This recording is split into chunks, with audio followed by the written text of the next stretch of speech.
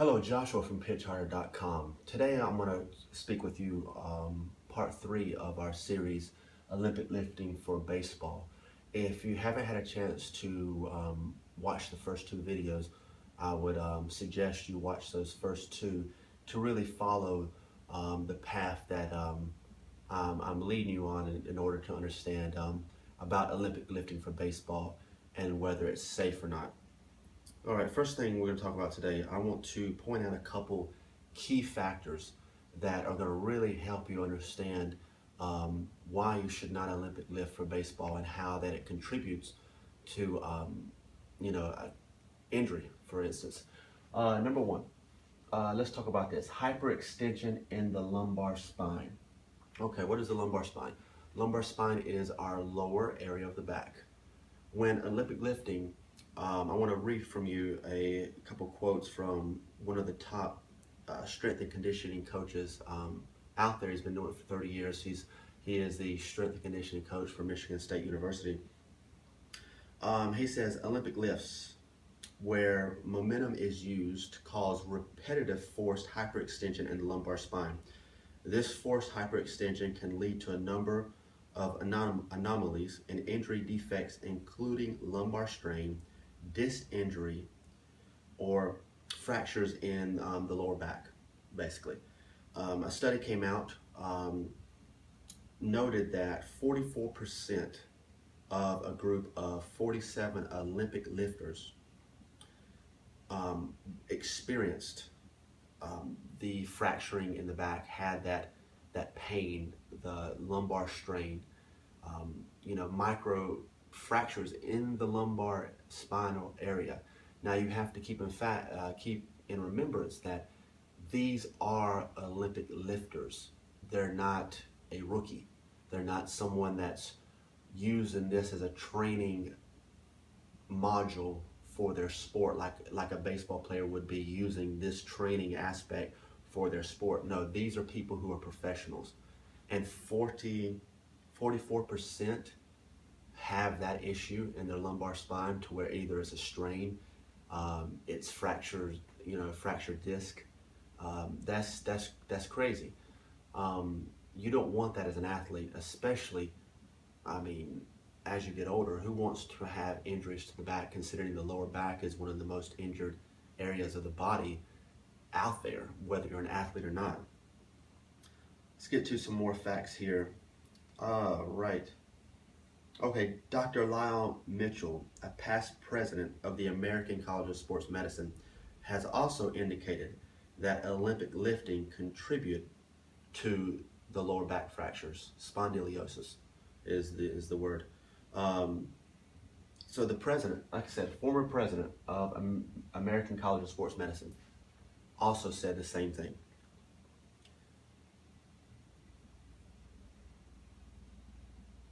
All right, let's get to another one for you. Okay, so basically, with that kind of injury risk, does it make sense for a baseball player or a pitcher to Olympic lift if there's such a high chance of injury in the lower back? I want you to go back to number one right here, where it says hyperextension in the lumbar spine, and you see this anterior tilt. Okay, most people don't understand what that means. Anterior tilt is when the pelvis is rolled forward. Okay, posterior tilt is when the pelvis is rolled back. All right, so if a lot of the athletes already in baseball experience an anterior tilt where the pelvis is rolled forward, and you create that little loop in the spine. If the athletes already have, most of the baseball players already have that issue, going into hyperextension more is going to create more anterior tilt. Okay, when that happens, from a training perspective, let me explain this to you. When you have extreme anterior tilt in the pelvis, you lose all power production. You cannot activate rotation in the hips properly. You cannot activate rotation in the glutes. You completely lose your ability to produce power when it comes to pitching or hitting or anything when your back goes into extreme hyperextension and stays that way. That's anterior pelvic tilt. Completely destroys an athlete when that happens. You want more of a neutral pelvis. So that's a whole nother story, but I want to explain that to you. If it's already proven that hyperextension happens in the lower back when Olympic lifting, and 40-something% of the professional Olympic lifters experience spondylosis, where the fracturing of the parts of the back. And there's hyperextension with a lumbar strain or disc injury. I mean, you don't want to do that, especially if the professionals are already experiencing it almost half the rate of them.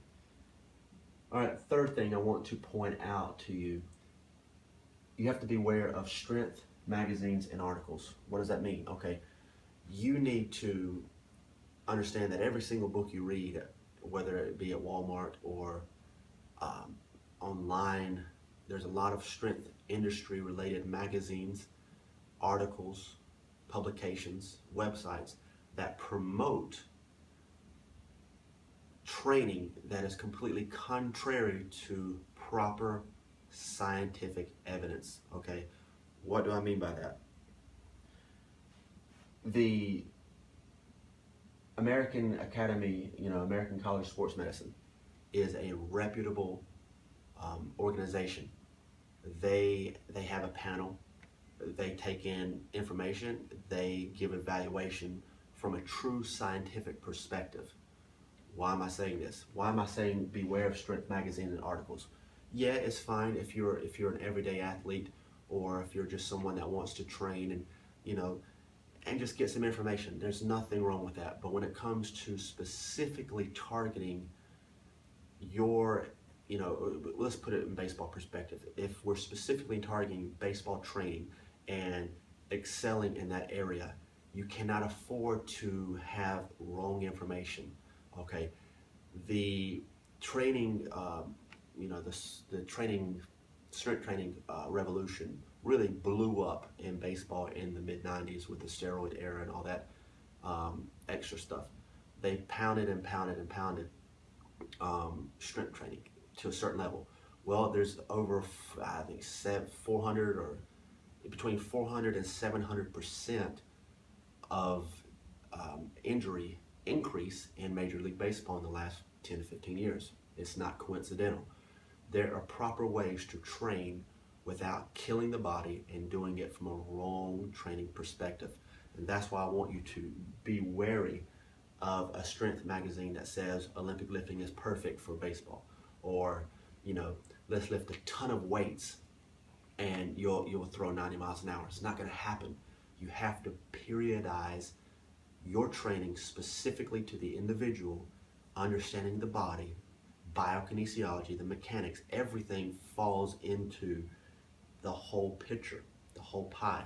You can't just take one section, throw it in a magazine or on the internet and say, if you do this, you're going to throw 90, you're going to hit 500-foot home runs. It's not going to work. You're going to end up being worse. You're going to end up potentially injuring yourself, because there's a lot more in depth that goes into creating routines for players in order to see their performance excel. So don't be confused.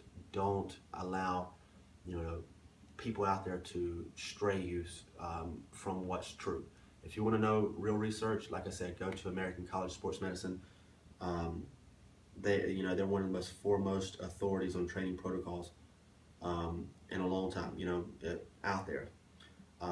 They completely do not mention anything about Olympic lifting. They completely stray away from it, from their athletes or from their publications, because they know the seriousness of how it's not a good, effective training tool. I want to read to you one more thing here.